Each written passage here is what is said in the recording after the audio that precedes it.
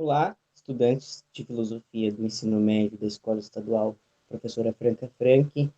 Esta é uma videoaula de atividade conjunta entre os anos da primeira série do ensino médio e da terceira série do ensino médio. Porque no meu plano de estudos para a disciplina de filosofia, a, as sequências de políticas são vistas através do mesmo material. Então, eu estou começando, através dessas reuniões, meu plano de recuperação e aprofundamento de forma paralela aos nossos roteiros de atividades que são enviados através do painel do WhatsApp.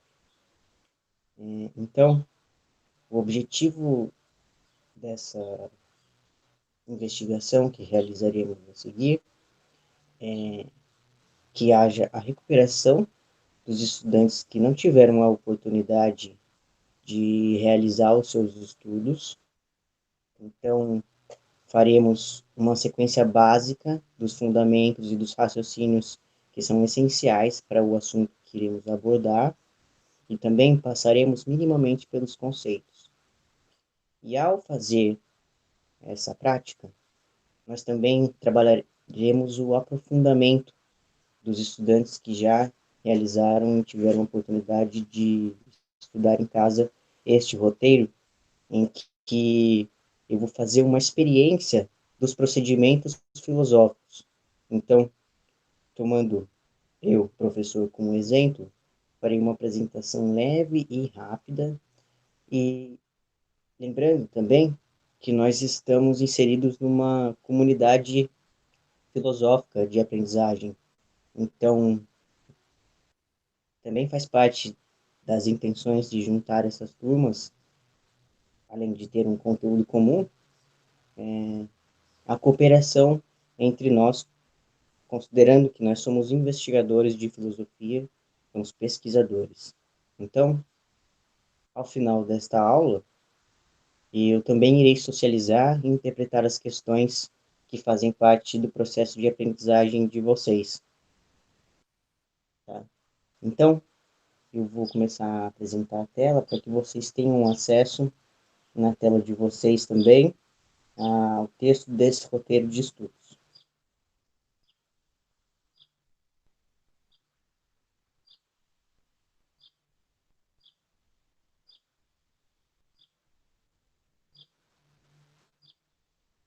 Bom, sejam bem-vindos à tela do meu computador. Este é a nossa sala de aula, o Google Classroom. Eu estou no ambiente da terceira série, que eles já estão numa idade mais avançada e têm mais experiência na investigação, nos estudos, como nós vamos proceder agora.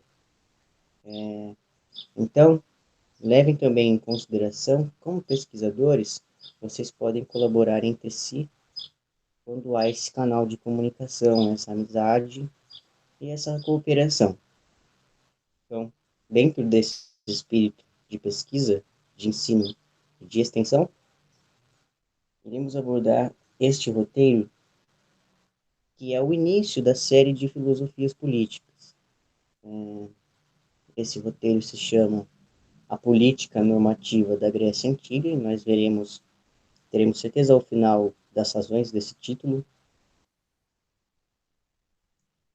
E vamos abordar, primeiro, uma contextualização histórica da Grécia Antiga. Segundo, veremos a posição dos sofistas. Terceiro, veremos a posição de Platão. E, por fim, veremos a posição de Aristóteles. A primeira parte trata-se de uma introdução à filosofia política.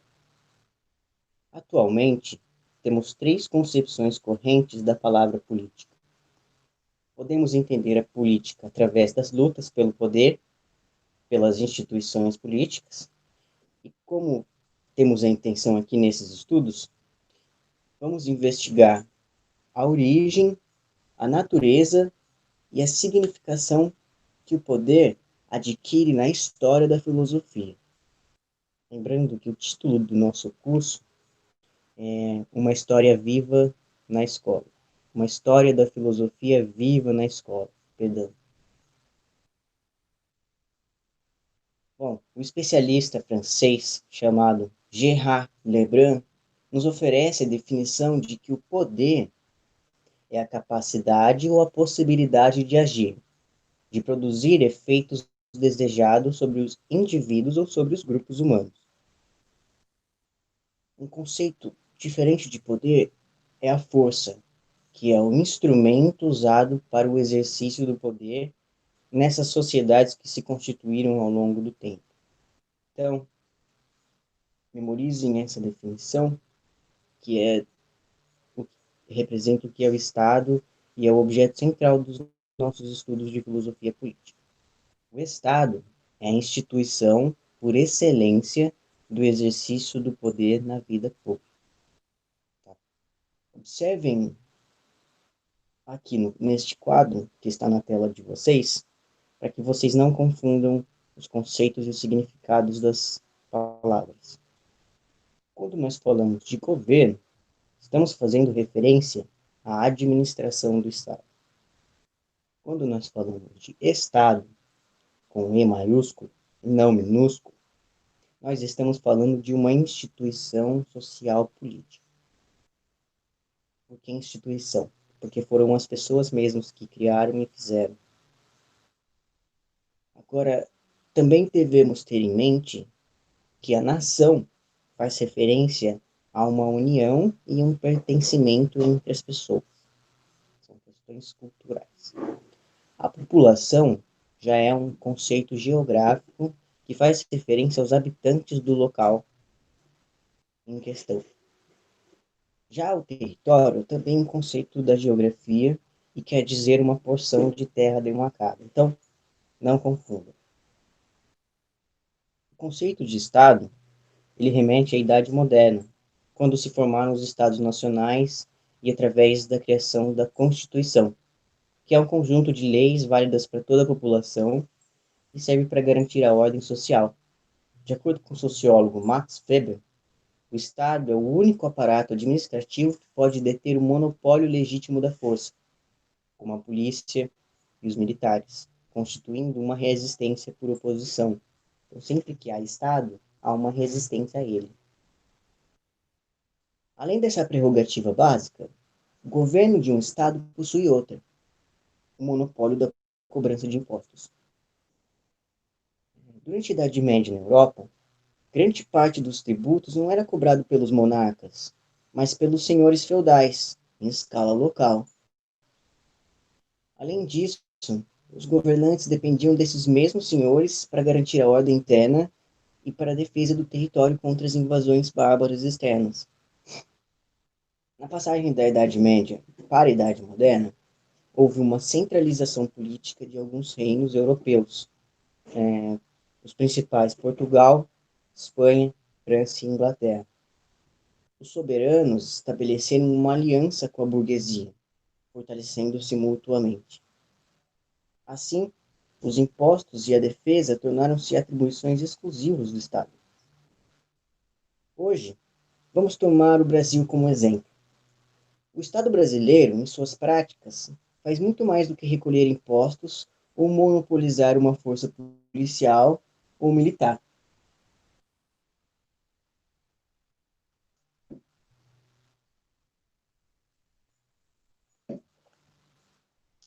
Ele mantém vários programas de assistência social, fornecendo auxílio financeiro a famílias carentes ou mantendo programas de assistência a idosos e pessoas com deficiência. Também de combate à exploração sexual de crianças e adolescentes, como o trabalho infantil, e entre outras ações. Ele também mantém instituições financeiras, sistemas públicos de educação e de saúde, além de sistemas previdenciários. Além disso, o Estado regulamenta uma série de atividades como a abertura e funcionamento de empresas, a contratação de trabalhadores, os transportes, a distribuição de água e de energia elétrica. Também tem influência sobre os meios de comunicação, a importação e exportação de produtos, etc. Agora, eu quero que vocês reflitam. O nosso Estado deveria mesmo acumular todas essas funções? Bom, na história, há exemplos de Estados que promoveram ações desumanas, em nada compatíveis com o bem comum, como o massacre armênio durante a Primeira Guerra Mundial ou a solução final empreendida pelo regime nazista na Alemanha durante a Segunda Guerra, que levou ao assassinato de mais de 10 milhões de pessoas, e sua maioria judeus. No campo de extermínio também haviam negros, ciganos, homossexuais e pessoas com deficiências físicas e mentais. Então, isso levanta algumas questões importantes que serão o nosso foco das nossas investigações. O que justifica o poder do Estado? Qual deve ser o papel do governo? E qual a melhor forma de governo? Mais importante, qual é o lugar do poder? Essas questões e as suas respostas remetem a um campo de estudos que chamamos de filosofia política.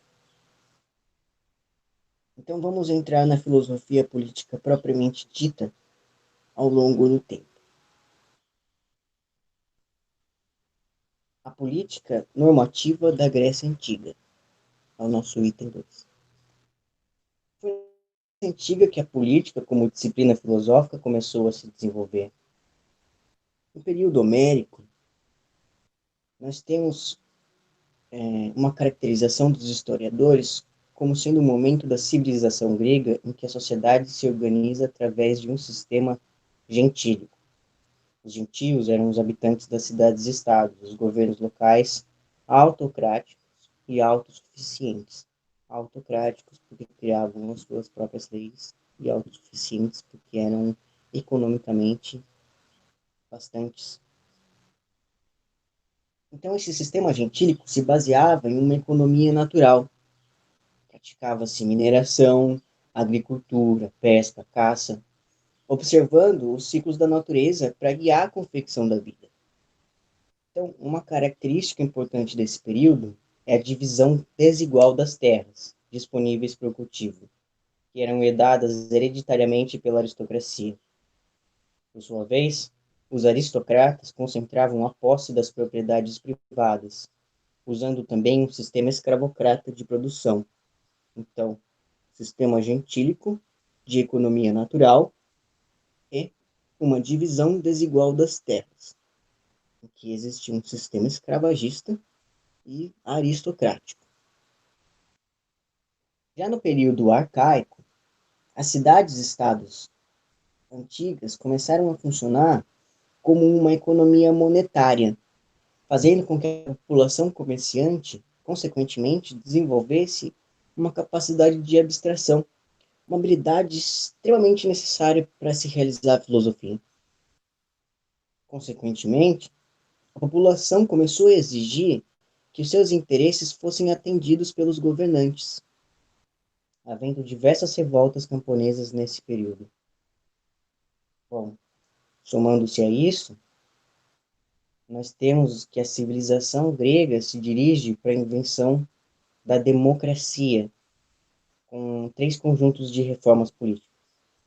Primeiro, as reformas de Solon, que criou uma Assembleia do Povo e inventou as leis escritas, que antes eram apenas através da oralidade.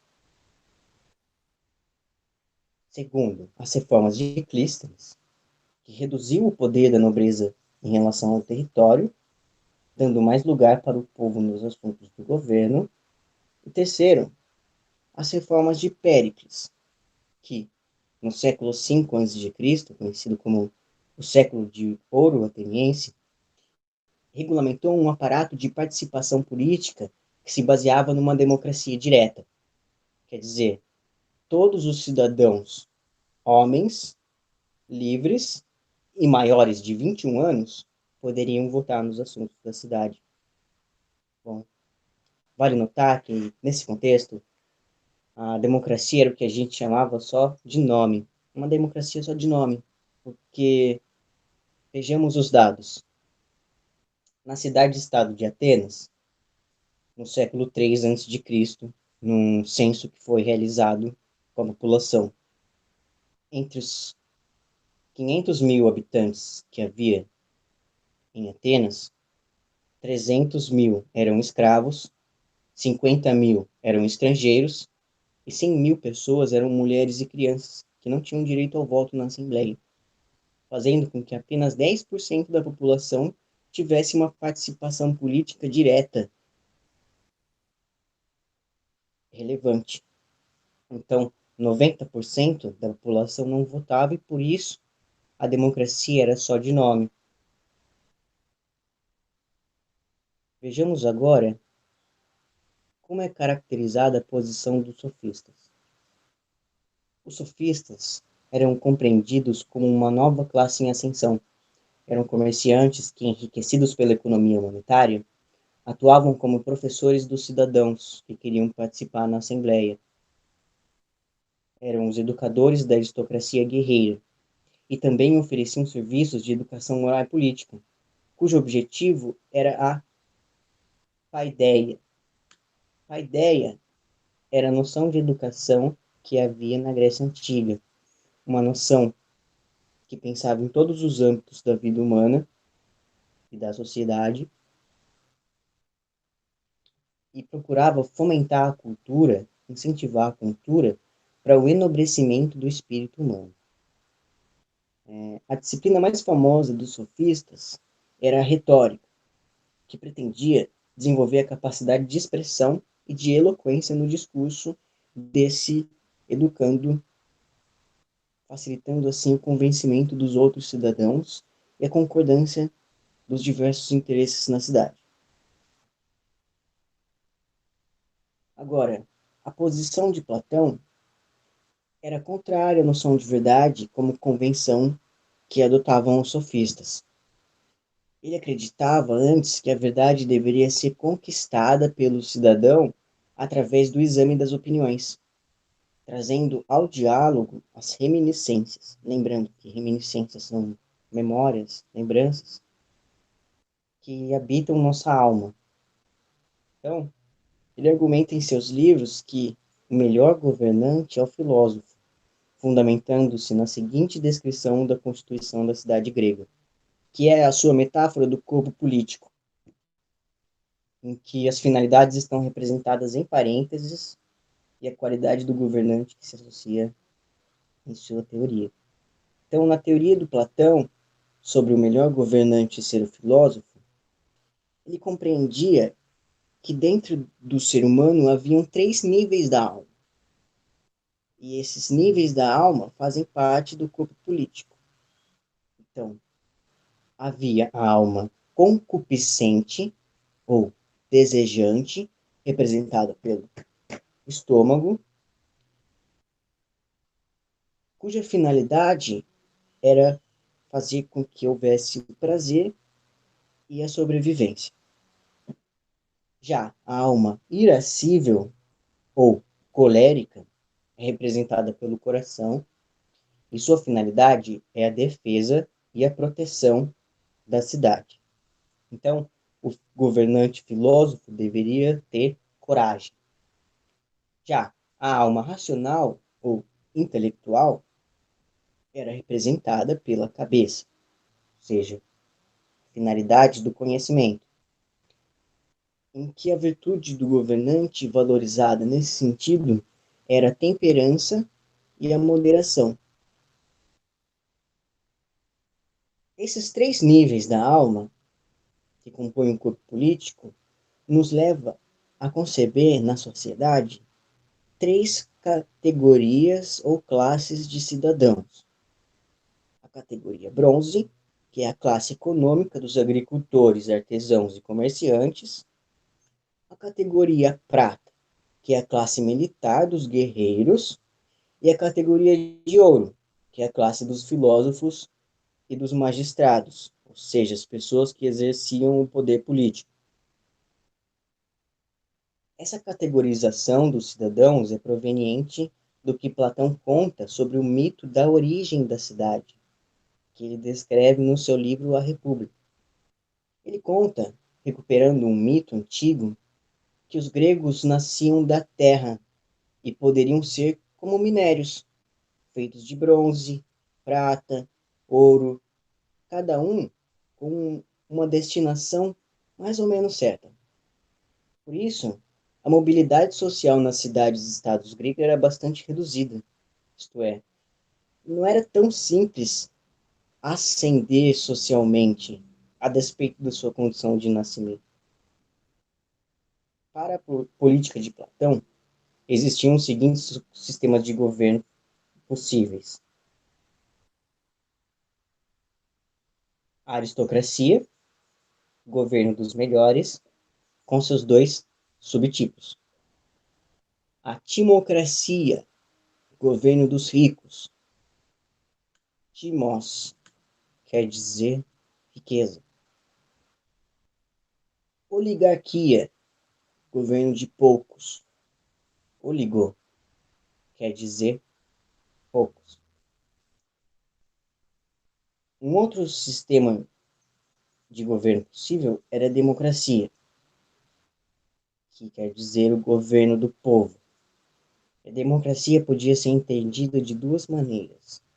Podia ser uma demagogia, um governo dirigido pelo povo, com um caráter negativo, porque o povo não era aristocrata e, consequentemente, não tinha o que os gregos idealizavam como uma cultura. Então, o povo era visto pela aristocracia como desordeiro, bagunceiro, sem noção, nada a ver. Ou a democracia poderia ser vista como uma tirania, quando o povo, com a sua fúria, sua raiva e seus sentimentos, usurpam o governo para governar para si mesmos. Então a democracia era mal vista por Platão. Agora vejamos qual é a posição de Aristóteles ao lado da posição de Platão. Para o seu contemporâneo Aristóteles, a cidade era melhor descrita não pelo critério das pessoas que ocupavam o lugar de poder, mas pelas suas instituições, que foram desenvolvidas ao longo do tempo para os cidadãos. Então, para Platão, era importante saber quem governava, porque era mais importante as suas virtudes de nascimento. Agora, para Aristóteles, era mais importante o modo de governo, como se governava, através de quais instituições o poder era exercido, porque o que importava não era o seu nascimento. O que importava era a finalidade daquilo que se pretendia com a política. Ele compreendia que o objetivo dos governos era realizar a justiça, havendo uma para cada categoria de bens existente na vida em sociedade, que é descrito nesse esquema que está na tela. Então, para Aristóteles, existiam os bens partilháveis, que eram medidos em quantidade, e sobre esses bens, o governo poderia realizar uma justiça distributiva. Já para os bens que não são partilháveis, que são vistos em qualidade, poderia-se exercer uma justiça participativa. Então, em relação aos bens partilháveis, o que o governo poderia realizar como uma política pública? Distribuição de cereais para a população. Quantidade. Para se realizar a justiça participativa, as políticas públicas deveriam colocar representatividade nesses governos para que a qualidade dessa classe, a classe dos camponeses, a classe dos defensores e a classe dos magistrados, pudessem participar igualmente em qualidade.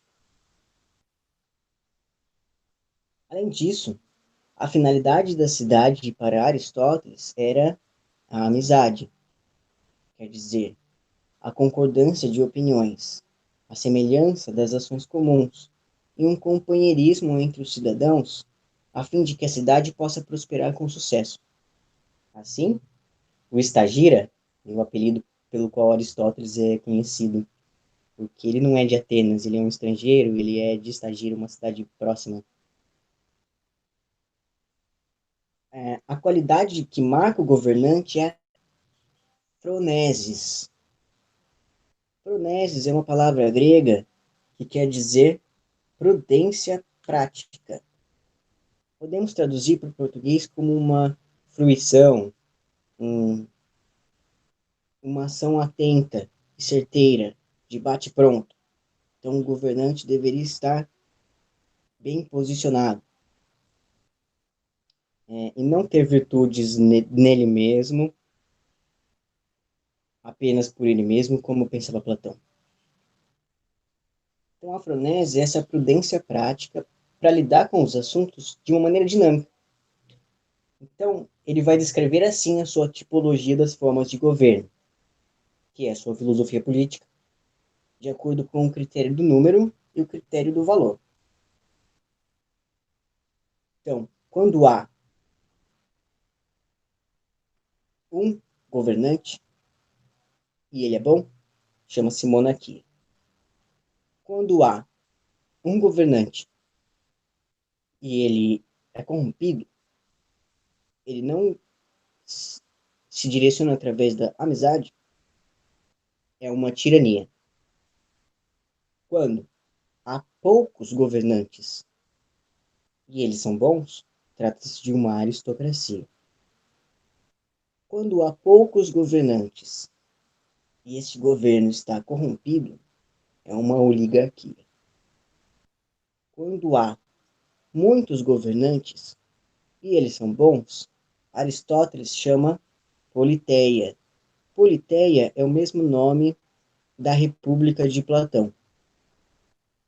E quando há muitos governantes e eles são corrompidos, as suas instituições não funcionam, chama-se democracia.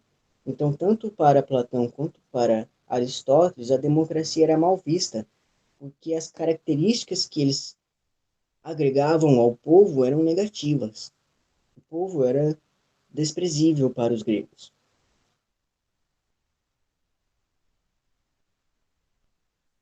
Bom, o que devemos concluir dessas concepções teóricas sobre a filosofia política de Platão e de Aristóteles e também dos sofistas? A política da antiguidade clássica é caracterizada por dois aspectos. Trata-se de uma teoria política descritiva, que trata das coisas que existem de fato na cidade, como em Platão, mas também de uma teoria política normativa e prescritiva, como em Aristóteles. Então, o que era política na antiguidade clássica? Trata-se de descrever a realidade, prescrever normas. Duas coisas. Então, dessa forma, fica evidente que nesse início das filosofias políticas havia uma indissociabilidade entre a ética, como os indivíduos devem se portar, e a política, como os governos devem ser configurados. Então, a ética e a política estavam necessariamente interligadas e interdependentes uma da outra. Bom, há também uma concepção cíclica da história, tendo em vista o fato de que os autores em questão sempre consideram a alternância das formas de governo segundo um critério natural. Isto é, a cidade é composta por interesses e necessidades dinâmicos, em que as forças sociais disputam as determinações que acontecerão nas leis do Estado, cujas formas de governo naturalmente desenvolvem-se e se degeneram infinitamente. É um ciclo que nunca acaba. Vejamos aqui, a título de ilustração, desse ciclo que a história realiza, como ele acontece. Então, quando a cidade tem sua origem, um governante começa a governar de modo bom, trata-se de uma monarquia. Em certo ponto, esse governante acaba querendo mais poder do que ele tem e ficando insatisfeito, porque quem está no poder sempre quer mais, e vira um tirano, porque ele se corrompe. Ele não quer mais a amizade e a concordância. Ele quer beneficiar um em detrimento de outro, os aristocratas em detrimento do povo. Então ele é um tirano, ou vice-versa.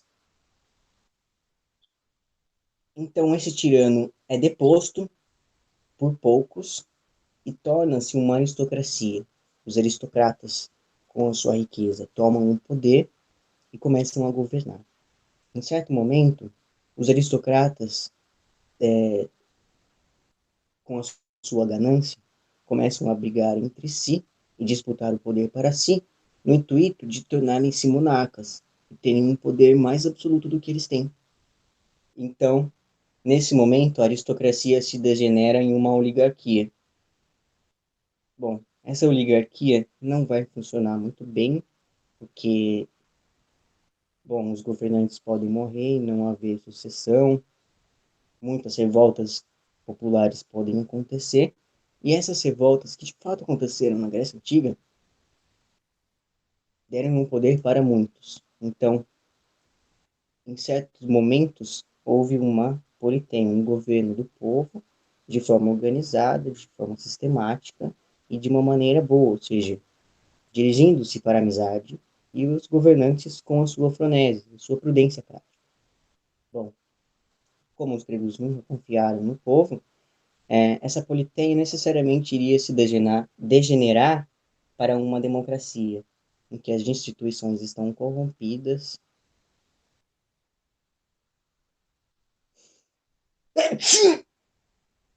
e algum herói que se tornará monarca vai voltar para o ponto inicial do ciclo, que é a monarquia. Então percebam que a finalidade natural dos governos é então buscar um bom governo, tomando a famosa expressão de Aristóteles, summum bonum, quer dizer felicidade geral de todos. Então, nesses ciclos da história, estamos tentando buscar o bem máximo, o bem comum, que seja em maior qualidade e em maior quantidade. Beleza, esse foi o acabouço teórico da aula da política normativa da Grécia Antiga. Para entrarmos no espírito da Grécia Antiga e compreendermos mais detidamente como eram essas políticas, vejamos os trechos que estão nos textos complementares. Eu vou interpretar para vocês. O primeiro texto é a oração fúnebre de Péricles. Péricles faz a oração fúnebre aos guerreiros mortos durante o primeiro ano da Guerra do Peloponeso, que aconteceu em 431. Convém comparar a divergência entre o teor desse trecho e o discurso de Péricles do texto seguinte, que é de Platão. Então vejamos Péricles, que foi um estadista, um governante, e vejamos a visão de Platão, que foi um filósofo. Péricles. Vivemos sob uma forma de governo que não se baseia nas instituições de nossos vizinhos. Ao contrário, servimos de modelo a alguns ao invés de imitar outros.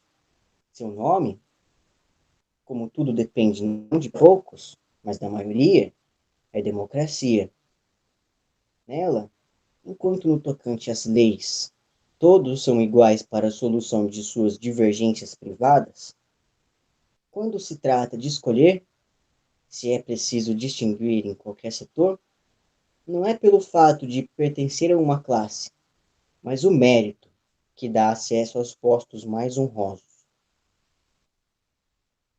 Inversamente, a pobreza não é a razão para que alguém, sendo capaz de prestar serviços à sociedade, seja impedido de fazê-lo pela obscuridade de sua condição. Conduzimos-nos liberalmente em nossa vida pública e não observamos com uma curiosidade suspicaz a vida privada de nossos concidadãos, pois não nos ressentimos com os nossos vizinhos se ele age como se lhe apraz, nem olhamos com olhares de reprovação, que, embora inócuos, lhe causariam desgosto. Ao mesmo tempo em que evitamos ofender os outros em nosso convívio privado, em nossa vida pública nos afastamos da ilegalidade, principalmente aquelas promulgadas para socorrer os oprimidos, e as que, embora não descritas, trazem aos transgressores uma desonra visível a todos. Então, fica evidente aqui no trecho de Péricles a democracia vista pela aristocracia negativamente. O segundo trecho trata-se da democracia e cidadania. Os trechos a seguir se referem aos diálogos entre Sócrates e Glauco, irmão de Platão, e Adimanto, também irmão de Platão. Foram efetuados alguns cortes apenas para constar a fala de Sócrates. Então, quem está falando é apenas Sócrates, e isso representa as ideias de Platão. Pois bem, a meu ver, a democracia aparece quando os pobres, tendo conquistado a vitória sobre os ricos, chacinam uns, banem outros e partilham igualmente com os que sobram o governo e os cargos públicos. E frequentemente esses cargos são sorteados. Em primeiro lugar, não é verdade que eles são livres, que a cidade transborda da liberdade e da franqueza de palavra, havendo nela licença para se fazer o que se quer? Ora, é claro que toda parte onde reina tal licença, cada qual organiza a vida do modo que lhe apraz. Assim, é possível que ele, o governo democrático, seja o mais belo de todos. Qual uma vestimenta variegada que oferece toda a variedade de cores. Este governo, ao oferecer toda uma variedade de caracteres, poderá figurar-se de rematada beleza. E talvez muitas pessoas, semelhantes às crianças e às mulheres, que adoram e admiram as variações, decidirão o que é mais belo. É como vês, um governo agradável, anárquico e variegado, que confere uma espécie de igualdade tanto ao que é desigual como ao que é igual, sem critério de distinção. Ora, não será o desejo insaciável deste bem, a liberdade e a indiferença por tudo mais, que muda este governo e o compele a recorrer à tirania? Então, se os que os governam não se mostram totalmente dóceis e não lhe servem larga medida de liberdade, ela os castiga, acusando-o de criminosos e de oligarcas. Ora, vês o resultado de todos esses abusos acumulados? Concebes, efetivamente, que tornam a alma dos cidadãos de tal modo assustadiça que, ao menor aparência de coação, estes se indignam e se revoltam? E chegam, por fim, bem sabes, a não mais se preocupar com leis escritas ou não escritas, a fim de não ter absolutamente nenhum senhor. Pois então, este governo tão belo e tão juvenil que dá nascimento à tirania, pelo menos no meu pensar, é a democracia.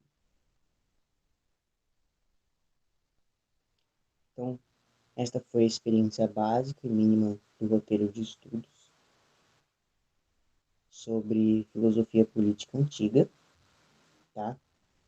É dessa forma que vocês devem proceder, enfim, também entendendo que há uma diversidade entre os estudantes e que eles experimentam esse roteiro com suas identidades, o que é de fundamental importância, porque isso enriquece muito o meu trabalho de avaliação.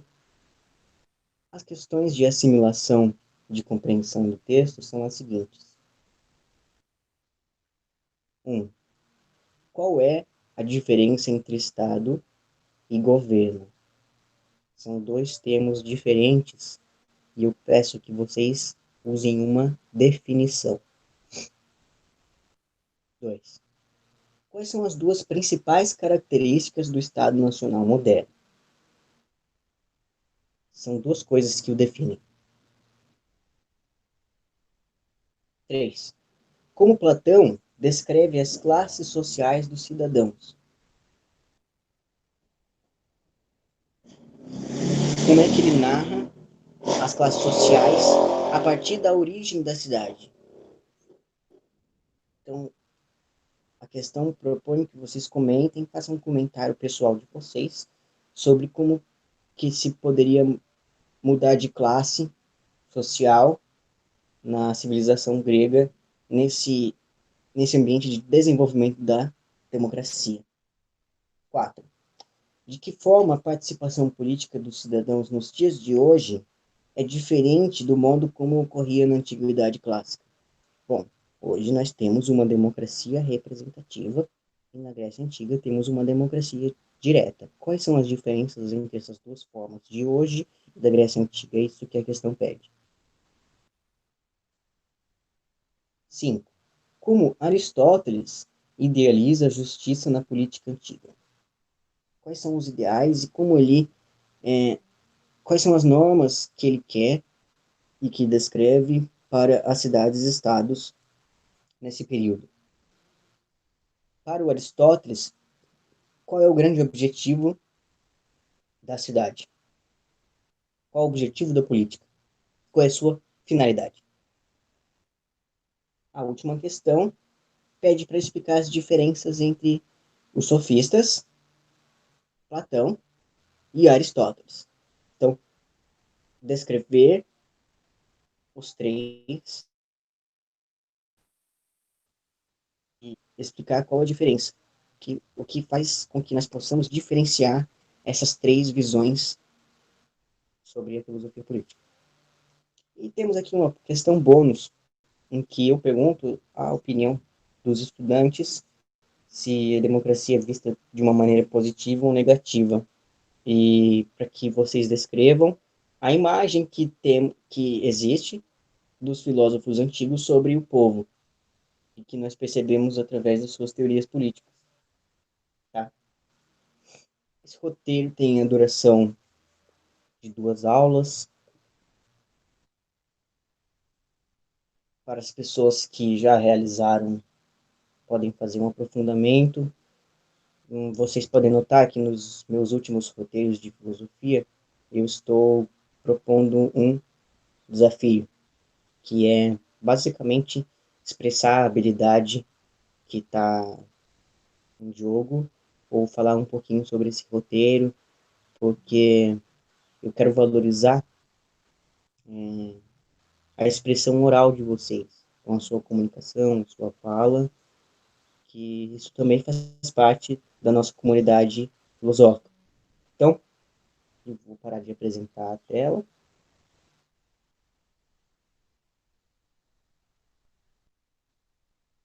Esse vídeo é público para o YouTube. Inscrevam-se, deixem um like, compartilhem, avisem os colegas, não percam esse conteúdo, porque ele é importantíssimo e essencial para a vida de vocês. Obrigado por assistirem o vídeo até aqui. Mal feito, feito. Até a próxima.